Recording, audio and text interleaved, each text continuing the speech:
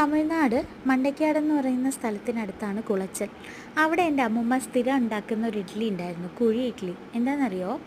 കുഴിഞ്ഞിരിക്കുന്ന ഒരു തരം പാത്രത്തിൽ ഇഡ്ഡലി മാവ് ഒഴിച്ച് ഇഡ്ഡലി ഉണ്ടാക്കി എടുക്കും. ഇപ്പം എനിക്കതില്ലാത്തതുകൊണ്ട് ഞാൻ കിണ്ണത്തിലാണ് ഉണ്ടാക്കിയത്.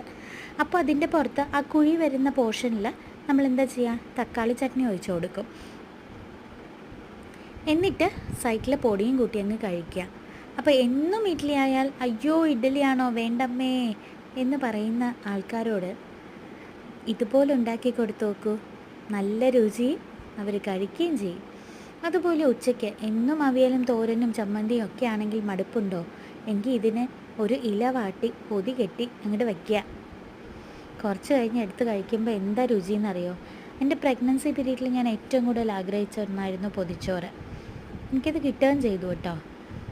പക്ഷേ എന്നാലും ഇടയ്ക്കിടയ്ക്ക് കൊതി ഉണ്ടാകുമ്പോൾ ഇതുപോലെ ചെയ്യും.